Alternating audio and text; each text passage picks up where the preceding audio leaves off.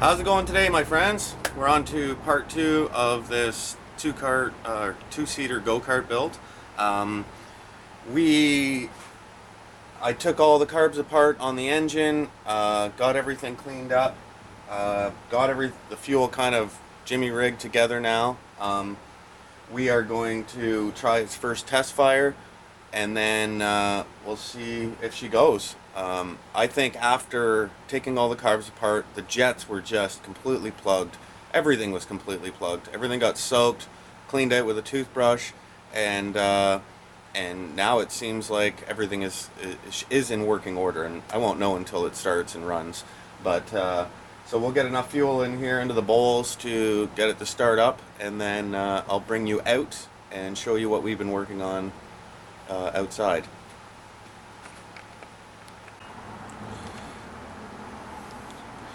Alright, think you guys got a good shot there. Maybe I'll move you over here just a little bit.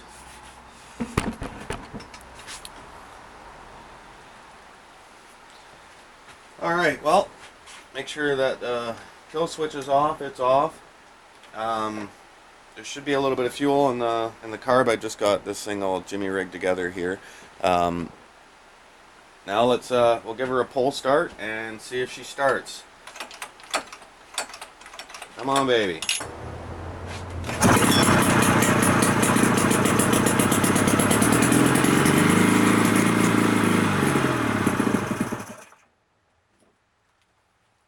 And there she goes.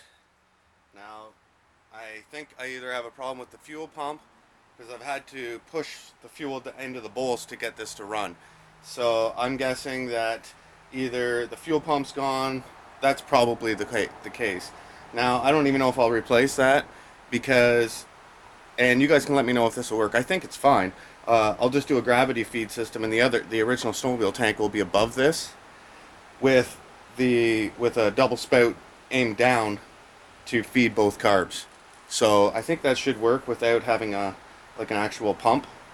So if not, we can always use an electric pump too. So there is options there, but it does run. And it's loud as heck right now, but yeah. On to step two. Now we gotta. My son and I have been working on getting the snowmobile taken apart. So we'll take you out there, and you can have a look. Okay, look that's all that's left of this snowmobile. It's been completely taken apart. We are going to salvage the front half. So. The metal part of the frame, that is going to go back on the go-kart, because the spacing is already perfect for the motor, the mounts and everything are all there, and it has a lot of the stuff I already need, and the brake and all of that. So everywhere from this bar here to the back will all be used on. Now I may cut out a bit of that metal and stuff on the bottom, all of that, I'm not 100% sure. And as you know, I'm just winging this whole build. I don't have drawings or anything. That's the way I like to work. I just like to use parts I can find, and that somebody at home could build this, with the parts from, your local scrapyard or on Kijiji. So now I am going to sell, I have all of the hood and tracks and all of that, and the bogey set up, and so all of that is going to be sold to somebody that, maybe is restoring one of these old sleds or something like that. I have lots of, all the components that came off of this I'm going to try to use in, the steering and all of that type of stuff. I'm going to try to utilize that in our new build. So next is I got to finish taking out about another 150,000 rivets out of this snowmobile to get this front plate off, because this whole snowmobile was riveted together. So it's a lot of grinding and to get all of that free. So I've got quite a few more rivets to go. I got to flip this upside down, get all those rivets off, and then once we get that front clip off, we are going to pull out the two-seater go-kart that I built a while ago. It's more like a side-by-side. There was lots of issues with it. It was one of my first real big builds like that. Made some mistakes that I hopefully won't make on this one. So we're going to pull that out next and go from there. Okay, my friends, after about an hour and a half of still pulling and prying and trying to get all these rivets free, I finally have the front clip off. So there's the back half there, and got all those rivets off, and there's the front half. So now on this, get you a little closer here. Now on this, there's gonna be, like, that whole front part is gonna be gone. Now I haven't decided exactly how I'm gonna mount everything yet, so I'm not 100% sure on placement and all of that. We haven't even started the frame yet. So next thing is gonna be to pull the old bike out and start ripping it apart and kind of start the build from there. So we'll be back here in a little bit once I got that out. Okay, my friends, well, I've got the old girl pulled out from its retirement. Just the brakes didn't work well on it, and there was just a bunch of other issues. It was my first, somewhat go-kart build. This is pretty much just a four-wheeler cut in half, lengthened and so on, and I added a bunch of stuff. So if you guys want to check those videos out. There's a whole series on this build too, and it was a fun build. But for now, we're going to start just hacking this thing apart. Because there's so much square tubing on here that I can use, I might as well utilize this thing, sell the motor, because I didn't alter the motor at all. It's still exactly just a Yamaha Big Bear 350. So now I do have 4 of these Bear Claw tires, which I will obviously use on the go-kart because they're just great tires. So I'm not sure what else I'm going to use though. I may use some of the A-arms on the front, maybe even on the back, or reuse them, maybe cut them down and add what I need to, and axles and all of that. So I'm going to start taking this apart, and once we've got all these pieces here, then we can start laying out the new go-kart. So we'll be back here in a little bit. Okay, my friends, I've now got the engine out of there, the 350 from the Yamaha Big Bear. The whole back end, everything is gone. I've got now the whole front end stripped down. Now I am going to use the front end of this buggy, or this, I guess it was a buggy at one time. So I am going to have to add on back onto the end here to make the seating area a little bit bigger, and then we'll have to build the rear A-arm and all of that back behind. So we got quite a bit of work here left to go, but it's this took me about 3 hours to strip down. So, and I'm sure none of you guys want to sit through any of that. It's just pulling bolts, pretty much reversing everything I did before. So next thing is going to be take out the old steering and get rid of all of the roll cage that's on there right now, because all of that has to be changed. So I will bring you back once we get back down to the bare frame, and then we'll go from there. Okay, my friends, we've been hard at it, my son and I. We have now taken the whole other buggy apart. All right here is the old buggy. So we extended the frame now with this 1 3/4 inch tubing, and now there's still going to be obviously the A-arm off the back, and then this plate will go on top of that, and that's where the engine mounts, and then there'll be the jack shaft, and then down to the main axle.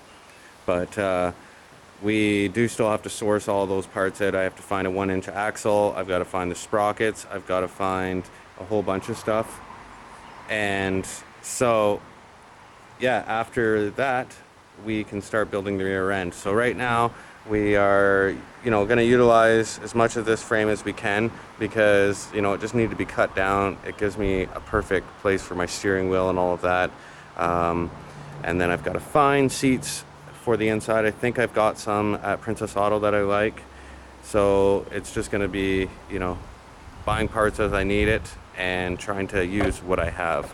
So that, this is on a budget, right? This build. So I don't want it to be something that somebody else can do at home and, have something that's fun to ride around. So yeah, next we're going to finish working on this frame here, get everything welded out now. Everything right now is just tacked in there, so I can come back with the stick welder after and finish stick welding it. Right now I'm just using the little welder just to tack everything together, to kind of get everything in place. The whole front end here has to be all taken down and tied into this front cross member here. and then we're gonna work on steering until we can get all the parts for the rear end of this. So yeah, we'll be back here in a little bit once we got some more done, and we'll take a look. Okay, my friends, they finally arrived. I've been waiting for a little while for these seats to come in. We're still waiting on some other parts to come in, the axles and hubs and all of that stuff. So the seats did come in. I did order these from Princess Auto. They were $100 a piece.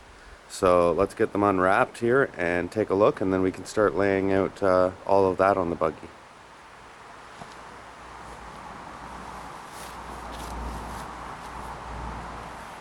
I've only seen pictures of these, so I'm not exactly sure how they look, but we'll get them open here and hopefully not do any damage.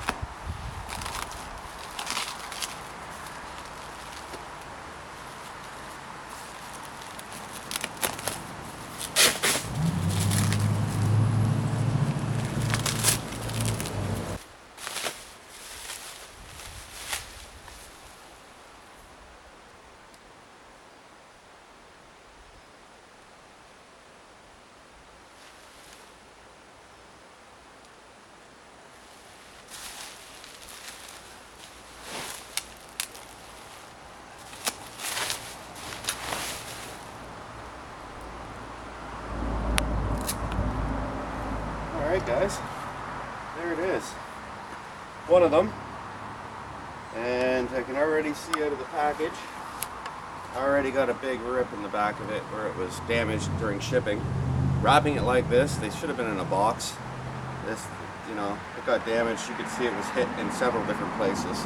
But it is set up for a 5-point harness, which I will be putting in when I can afford them. It's not, you know, it's not a huge hurry to get those done. So yeah, there's just 2 of these. They are adjustable seats, and yeah, I'll bring you guys back here once I go to install them into the buggy, and we'll go from there. Okay, my friends, I've kind of been working away here a little bit, had to change a few things, and I'll explain why here. So on these seats, when I had both of the seats in there, because they kind of have the sides out on them, they were pushed so tight together that it would have been uncomfortable and the seats wouldn't be able to move freely, which is kind of, you know, defeats the purpose of having a seat that's adjustable.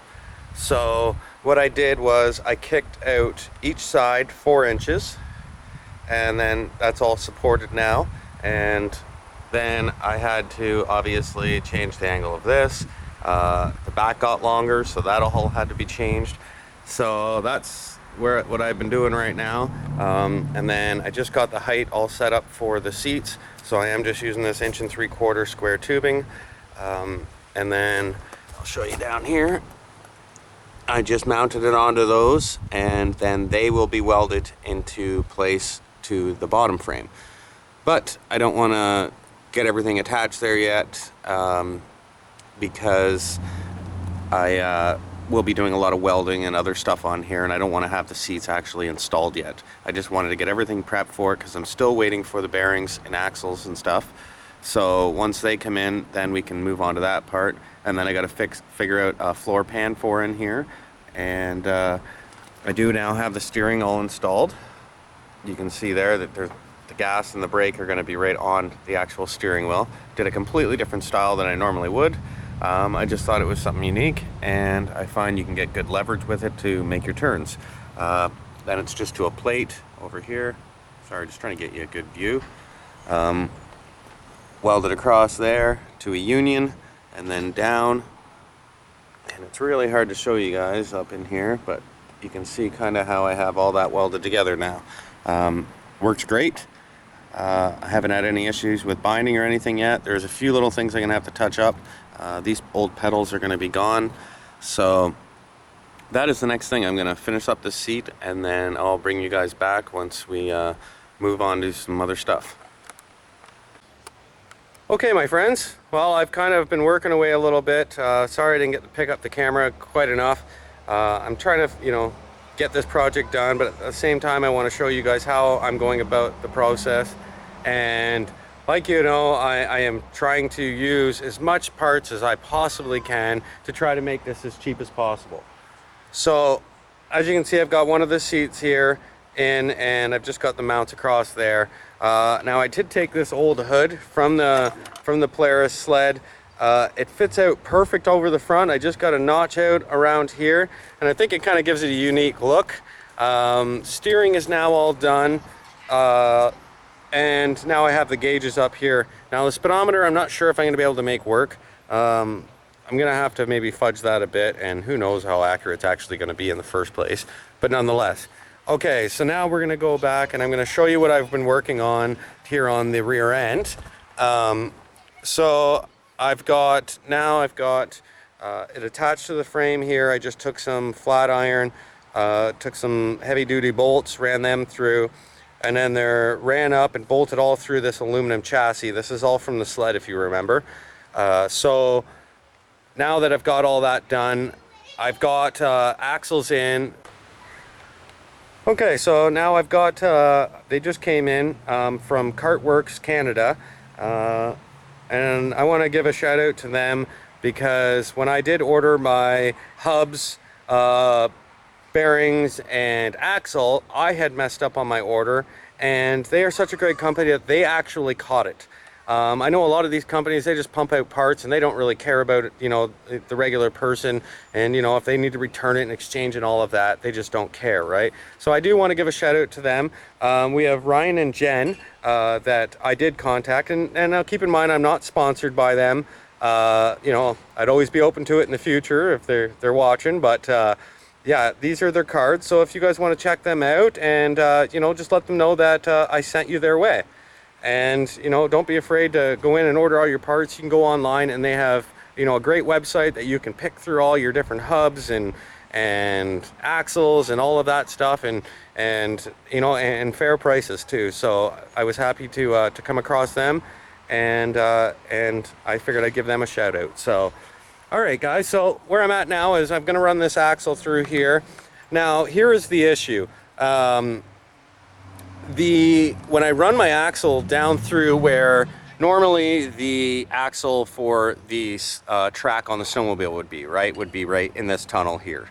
So here on this side, as you can see with clearances, my first clutch and my secondary clutch are pretty darn close. So I may have an issue. I'm gonna try to lay this out and get everything kind of hooked up, and if I do have an issue, I may have to scrap this whole rear end and completely redesign my own. I am hoping that's not the issue, but right now as it looks, it's going to be pretty darn close, because the offset on these tires and the size of these tires, it may cause an issue. And these are my Yamaha Big Bear, the ones that came off that Yamaha Big Bear, and they're Bear Claw tires. Decent tires, but I do want to try to keep them. The bolt pattern is 410 on the Yamaha, and these are a 4-inch spaced hub. I will show you here. This is the hub that I got.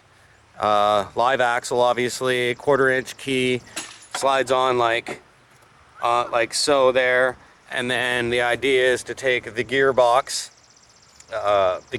here. Sorry, I can get you far enough here. This is going to go back over top of there. Then there is the timing gears that were on that before. So right now these are spaced out to about 3/4. So I'm going to have to hollow out this one so that it can slide onto the 1-inch axle, and then weld it on. So, but I'm not really at that point yet. I've got to get these axles set up, get the tires locked on, and then kind of go from there. So for now, I'm gonna kind of mess around with this, guys, and then I'll bring you guys back once I kind of got a solution figured out. And if it's not going to work, we're going to have to build either a cage up and around with a jack shaft across the top, and then move the wheels forward and have it there. But I'm not there yet, so let me bring you guys back here in a little bit, and I'll show you where I'm at.